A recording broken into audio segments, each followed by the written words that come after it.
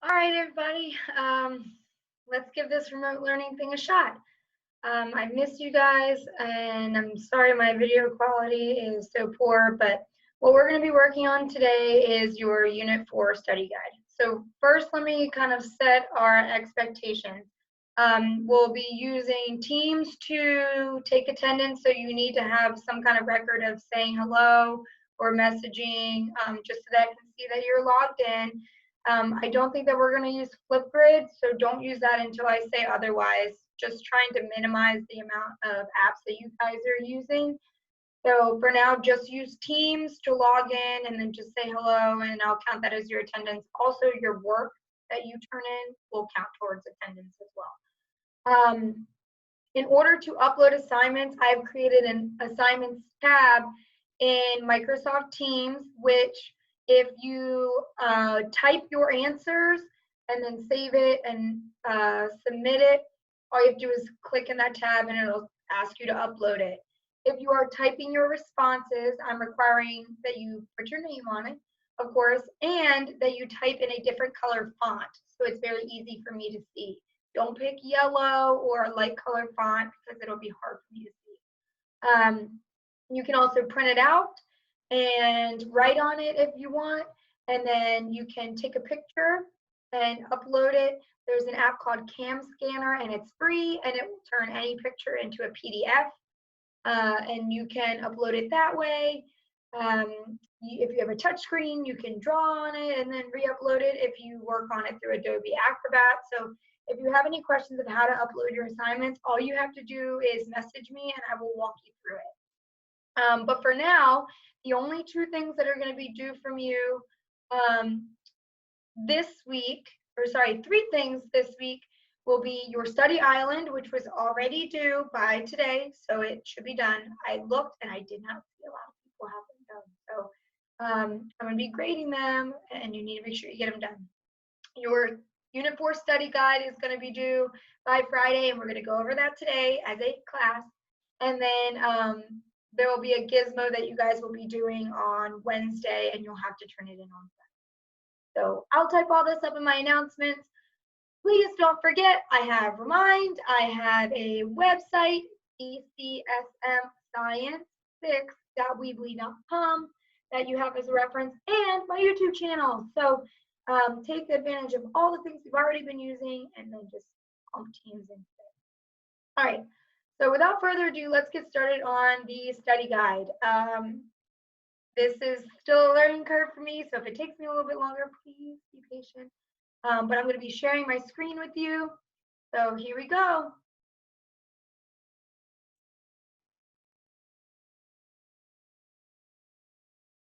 All right, so right now you should be seeing the Unit 4 study guide. If I click on the right button right here, and this is Adobe Acrobat Reader, so it allows me to edit PDFs. If I click on that little writer and then the tab, I can enter my name and type. Again, you want to make sure that you're doing a different color. So I'm going to use red so it stands out. All right. Remember to also put your period because I'm not seeing you. I want to make sure that I still enter the grades in Power School under the right period. So please make sure you put the period in there so I can correctly identify you, easy to find. All right. So we were talking about energy before spring break and before I had wasn't there for that week. So let's kind of go over that. Potential energy is stored energy, which means that it's not used yet.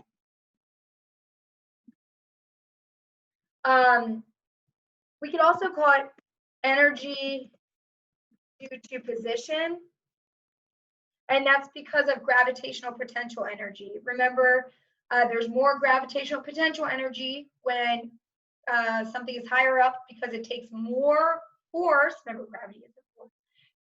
So to push it back down. Different examples, we could talk about the three different kinds of potential energy, and that's chemical, which is considered fuel, right? So that would be wood, food, our favorite, which we're all probably eating way too much right now because we're stuck in the house, or gasoline, anything like that.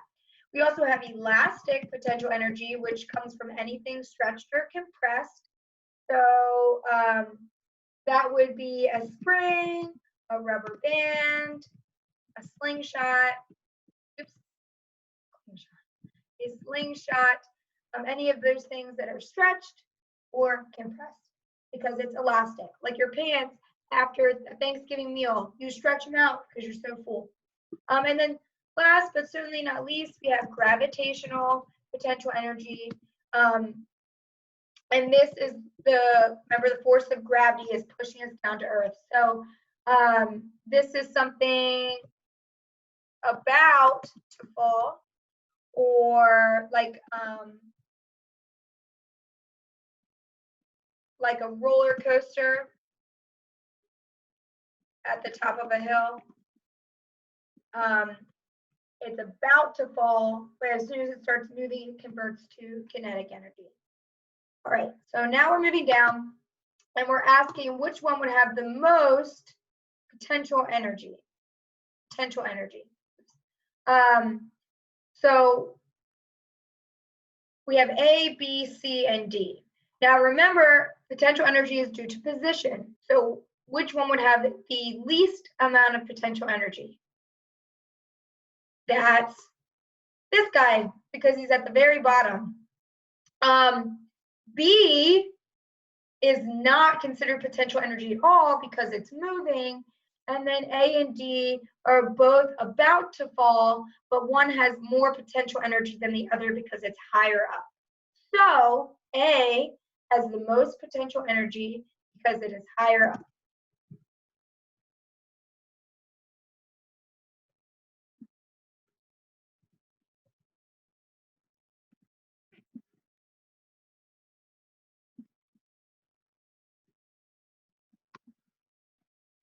So it's higher than cart D. And we could say both cart A and cart D, carts A and D. Oh my gosh, carts A and D are about to fall. So they have potential energy. Cart B does not have potential energy because it's in motion. Oops. It's falling and in motion. And then cart C is at the lowest point, but stopped. So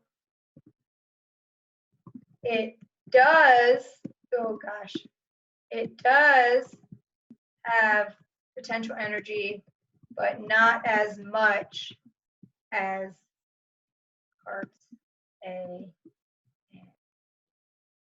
All right, so does that make sense to everybody? Cart A has the most potential energy because it's the highest up, and its potential energy has to do to position. Remember, it's not used yet. Part B is falling, so it's kinetic energy. Part C is at the lowest point, so it has potential energy because it's stopped, but it doesn't necessarily have more than D or A because it's lower. And Cart D has potential energy, but not as much as Cart A because it has less potential to fall. Everybody get that? All right, now on to kinetic energy. Or, you know, let's even type a little reminder here. So more height equals more gravitational potential energy. There you go. Just a little note. So kinetic energy is the energy of motion. So this is anything that's moving. So remember, we have a bunch of different kinds of potential energy. Kinetic energy, different forms, I would say, like electrical and sound and thermal, but we're just going to talk about general examples right here because we'll get into the differences later.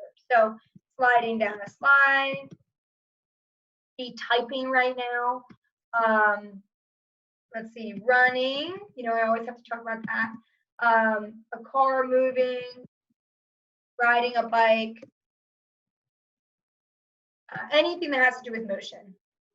Now, these questions right here are very, very similar, and you just have to kind of stop and think about them. So it says, what type of energy is increasing, meaning getting bigger, as I kick a ball up in the air? So that means the ball is getting higher up in the air, and we just said that more height equals more gravitational potential energy because there's more force required for gravity to push it back down. So the type of energy that is increasing as we kick a ball up in the air would be gravitational potential energy. And we could even write our little note, more height equals more GP. Now, what type of energy is increasing when a ball is falling back down? It can't be gravitational potential energy, and that's because it's getting closer to the ground. So as it's decreasing distance or height, it has less gravitational potential energy. Typically, when something is falling back down, it is getting or gaining speed, and if it's gaining speed, it means it is gaining kinetic energy.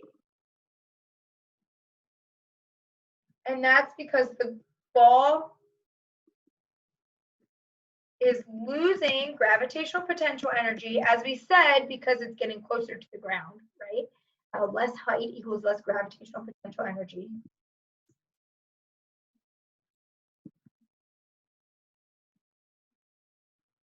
And gaining kinetic energy as it speeds up toward the ground. Got it? And remember, you can go back. I'm going to post this on my YouTube channel so you can go back and look at this. And this is also on my website too, not the video, but the completed study guide. So you have a lot of resources available to you if I'm going through that. All right. Energy pyramids are typically something that you're going to learn in 8th grade, but it's also important because we're talking about the transformation of energy right now. If you look at the triangle, the bottom of the triangle is wider, which means there's more energy available at the bottom of the pyramid for the producers, and less available for the top. This is why smaller organisms, they might not have to eat as much because there's more energy in their food. This is also why we say to make sure to eat like fruits and vegetables because there's a lot of energy in those because they are producers. So energy is transferred in living organisms through the food chain. And if you think about if you had a bunch of tennis balls in your hand and you were trying to pass all the tennis balls to somebody next to you, you might lose some of the tennis balls in the translation passing between you and your friend. It's the same way that it happens in a food chain. Every time you go up a level in the food chain, a little bit of energy is lost. And that's because it takes energy to consume. You all know this. It takes energy to get up and make yourself food. It takes energy to eat the food. In the wild, it takes energy to hunt. So you lose a little bit of energy also in that digestive process as well. You don't have energy, you can't digest. So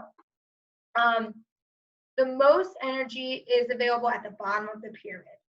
So let's write that. Most energy is at the bottom with the producers. And I would say every level of the food chain, or every time we go up move up the food chain. Remember, up is towards the top, the very tip, the tippy top. So every time we move up the food chain, we lose a little bit of energy.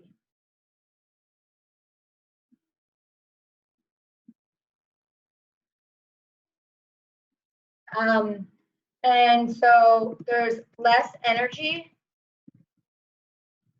available at the top of the pyramid,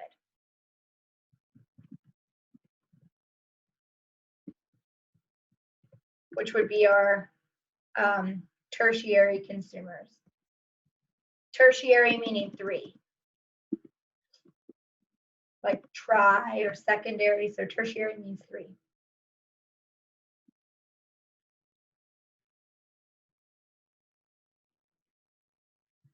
Good? All right, so this right here, the forms of energy and energy transfer, this is simply the foldable that we made. That's it.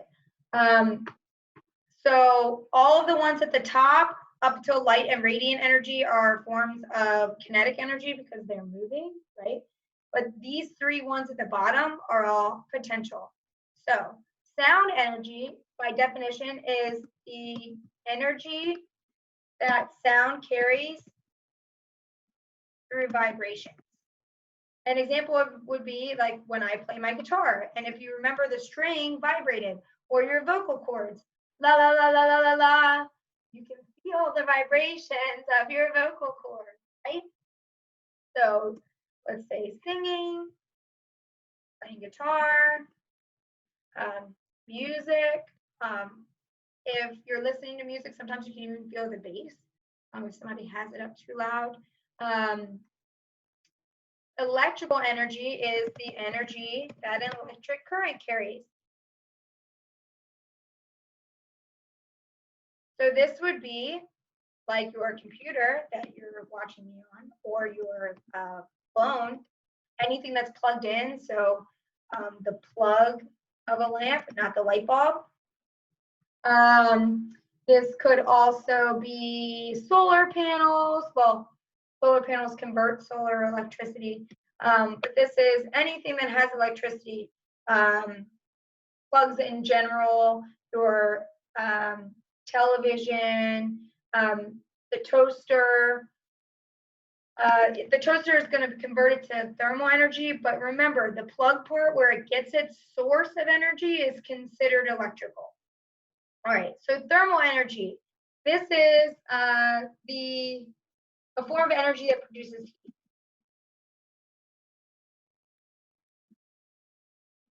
So this could be, remember there's some examples fall into multiple categories. Like a fire could be radiant energy, or because it's carried through electromagnetic waves, or it could be thermal energy. The sun, it provides a thermal source. Remember we said we could do solar panels up here, the electric part, not necessarily the sun part. So thermal heater, we could say a straightener, an iron, any of those things. Anything that has heat, essentially. And remember, thermal, like thermals that you wear in the wintertime, or a thermostat controls the temperature. So whenever you think of thermal, just think of heat. Light and radiant energy. We learned about radiation, which is when heat is transferred through electromagnetic waves. So light or radiant energy is any type of energy that produces light or uses electromagnetic waves. So this is energy that electromagnetic waves carry. So again, we have some that are multiple, that can have multiple examples. A fire would be an example of this. Again, a light bulb. We could say the sun. So anything that produces light, flashlight, but remember it uses batteries, which would be chemical.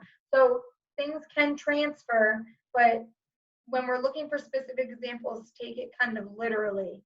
And then when we talk about the transfer or the movement of one to another, then I want you to think about it, what it started as, like a flashlight is batteries, chemical, and what it ends as, which is light.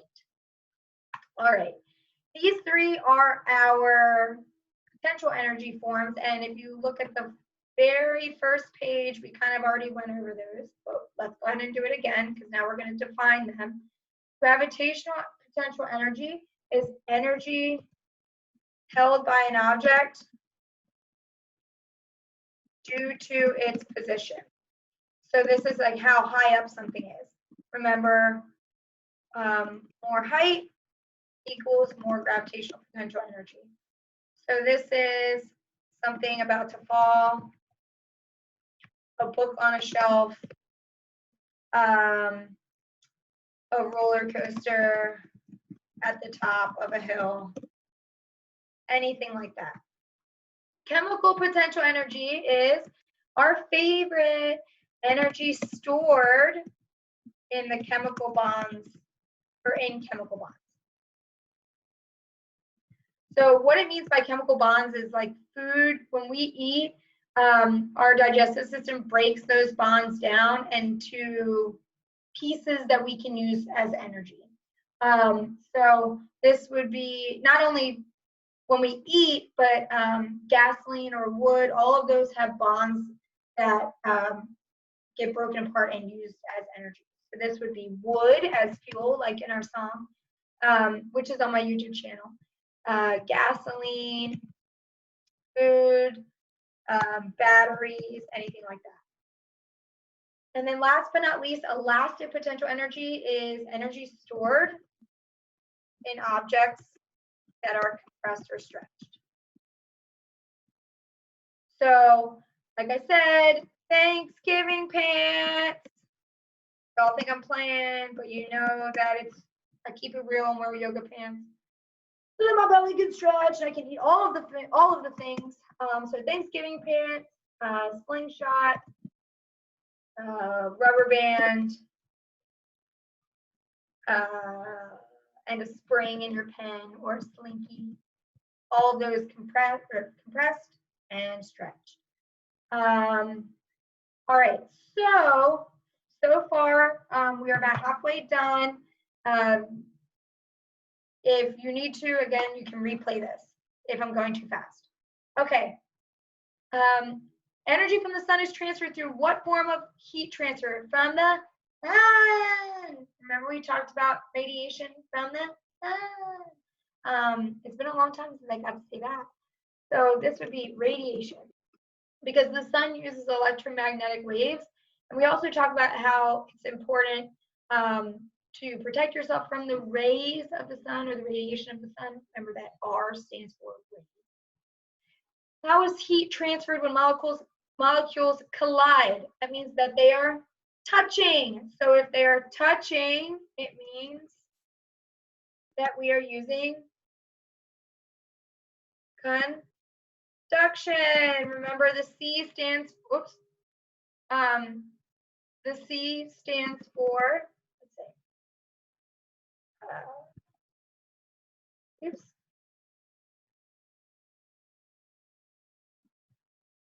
Oh, conduction. The D stands for direct and the C stands for contact. All right, forces. This is what we were learning right before I left, and then you guys were working on Newton's laws. So let's talk about forces. You have guided notes for these. They're also on my website, but we did these together in a packet of guided notes, so you can also reference those. The word contact means that they're touching. So a contact force is a push or pull that one object applies to another that is touching it. So examples would be kicking a soccer ball, or me opening a door because I'm pulling it. Kicking a soccer ball, I'm pushing it. We could talk about how friction is a contact force because my feet have to slide and touch the floor in order for me to stop. Similarly, air resistance, which we watched a brain pop about this with Tim and Moby, and they were skydiving, if you remember. The air resistance, the air molecules are touching the parachute, and that's what causes it to slow down. Remember, air resistance is a form of friction. I know all of this seems like it was so long ago, so if you need to go back and look at all of your notes, you should still have them, and if you don't, they are on my website, and I do that and put them on a website for a reason. So a form, remember, air resistance is a form of friction. Okay. A non-contact force is a push or pull one object applies to another without touching. It makes sense because it's non-contact. Non-contact sports like tennis don't have any contact between people who play tennis. So non-contact means not to touch. There's only a couple of examples of non-contact forces or forms. Remember, gravity is the most important because even though gravity is pushing down on us, it's not actually touching. It's just a force that's pushing down on us. We also talked about static electricity. If you remember the balloon and the sugar crystals, I rubbed it on my head and was able to pick up those sugar crystals without touching. And then also magnetism. And these are all in your guided notes. We talked about how the closer a magnet is, the stronger its force. We talked about how the further away it is, the weaker its force. So how distance affects non-contact forces. All of those are in those guided notes. Here's on to friction. Friction is a contact force because it has to be touching. We also talked about how air hockey, the air makes it so that the puck is not touching the table, and that's what makes it reduce friction and not slow down. But as soon as you unplug that hockey table, it hits the table and then it starts to slow down faster. So friction is a force that resists, meaning it goes in the opposite direction.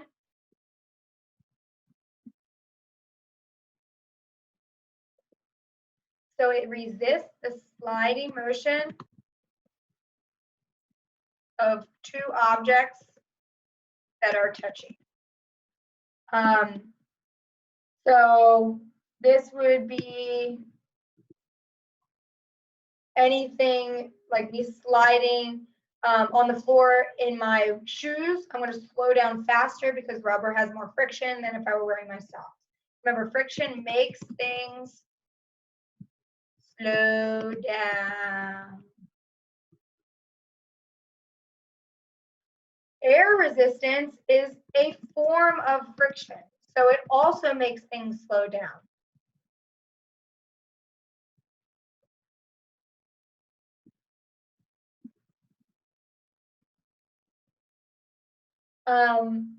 This is a frictional, by definition, a frictional force between air and objects moving through it. And I want you to think of the like parachuting, and then you can use the brain pop video on forces as a guide. Remember, the link to get into brain pop for our class is on my website's homepage. Just scroll down on the homepage. I can actually show you all those resources after this. So just stay tuned and I'll share my website screen with you. Okay. Second to last page, we're almost done. How does the force of gravity on Earth compare to the force of gravity on the moon? Remember, Earth has more gravity because it has more mass. Remember, more mass equals more force. And we talked about how, like tug of war, if somebody had more mass, they probably would have more force pulling. We talked about how Jupiter has 67 moons because it has so much more mass than Earth. So more mass equals more force. Because the sun has more mass, it also has more force. All right, balancing forces. This is, we were working on these with the little squares right before I left.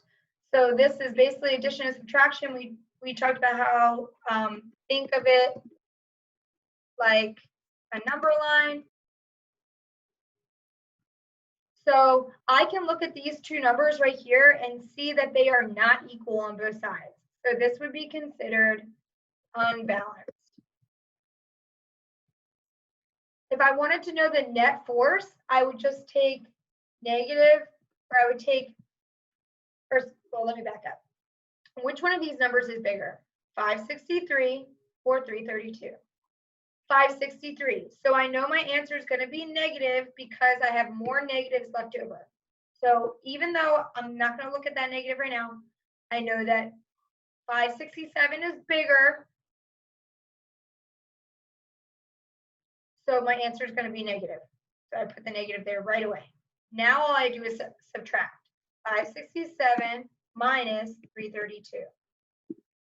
7 minus 2 is 5. 6 minus 3 is 3, and 5 minus 3 is 2. So my answer is negative 235. If it's negative, remember it's going to the left or backwards. And if it has unbalanced forces, it means it's accelerating. So if it's balanced, it means it's not moving or it's moving at the same speed because it's not taking any additional force to make it speed up or slow down. So if I have a number next to the newtons, it means it has to be accelerating because there's extra force being added. So I'm going to say accelerating left.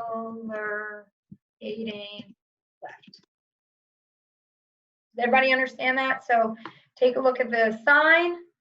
If the positive is bigger, you put it positive. If the negative is bigger, then you put it negative, and then just do simple subtraction of these two numbers, just like this. If it's unbalanced, it has to be accelerating, and then you just tell me the direction. Like a number line, if it's to the left, it's going to be negative, and if it's to the right, it's going to be positive. Let's take a look at these, or this one. A car is being pulled forward with 231 newtons, and it's being pulled backwards with a force of friction, which is opposing it and trying to slow it down. So it's probably the brakes with negative 231 newtons. I can look at these numbers and see that they're the same. So if it was a scale, it would be balanced. The net force, if it's balanced, is 0. And the reason is because 231 minus 231 is 0.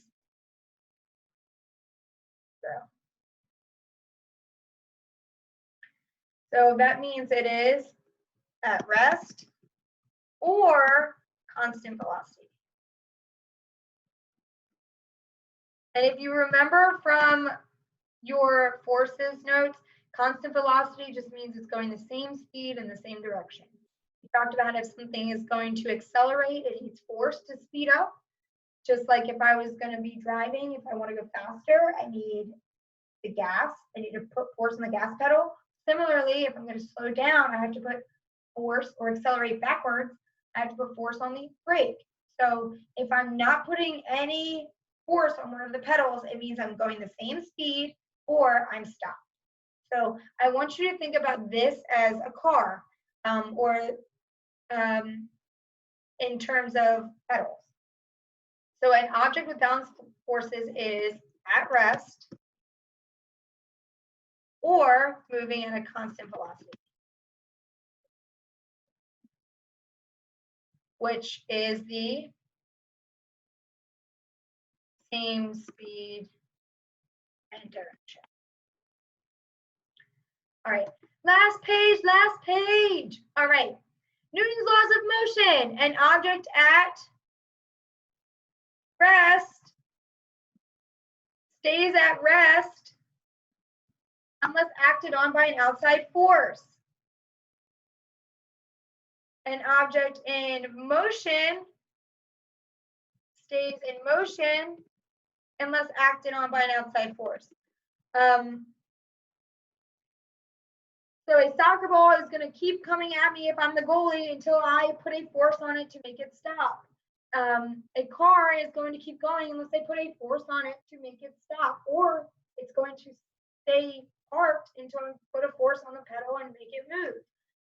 So examples would be kicking a soccer ball and a goalie stopping it, driving a car, pressing the pedals. Or if you don't, have you ever seen movies where somebody gets in a car accident and they're not wearing your seatbelt? The car may have stopped because it hit another car, but your body keeps moving. So that's why it's important that you wear your seatbelt, because the seatbelt will be a force that stops you.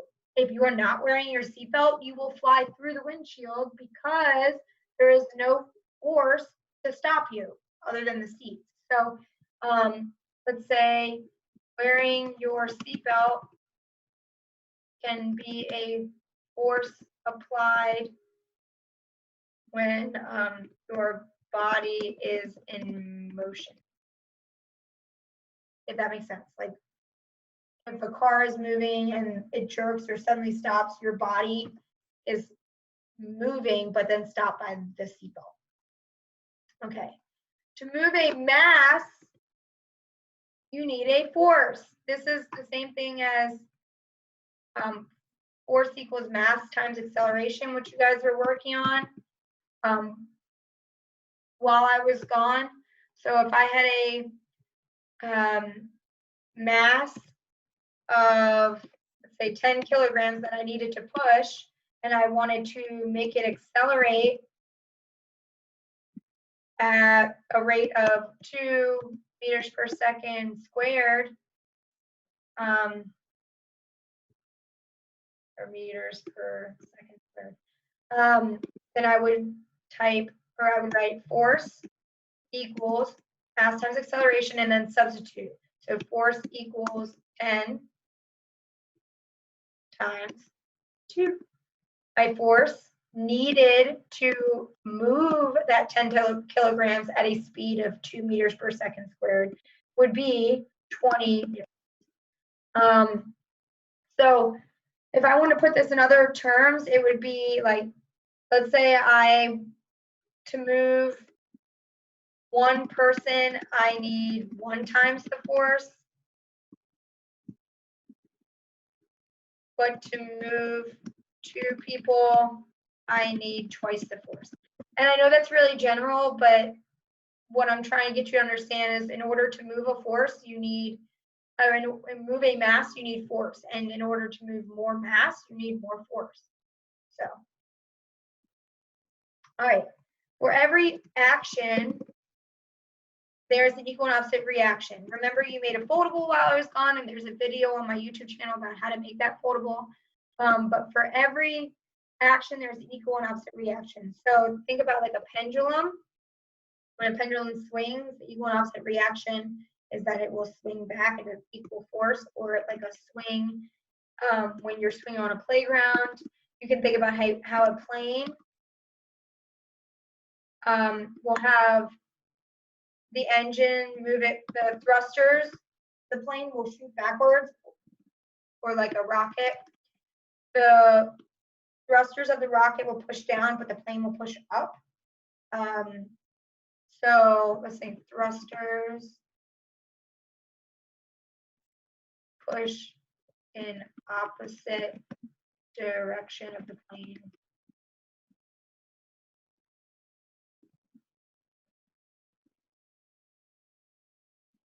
the plane's movement, or if you want to think about like a rocket, the thrusters go down while the rocket goes up. So equal force pushing this way, making the rocket accelerate this way. All right, and that is the end of our study guide. What I'm going to do is I can save this, and then I can save this and then upload it into my Microsoft Teams using what I had said in the beginning of the video. Now, let me show you guys the website really quick. Okay, so on the website, if you go to the home page, so ignore the Flipgrid thing, just say hi on Teams, but should have your Unit 4 Study Island due.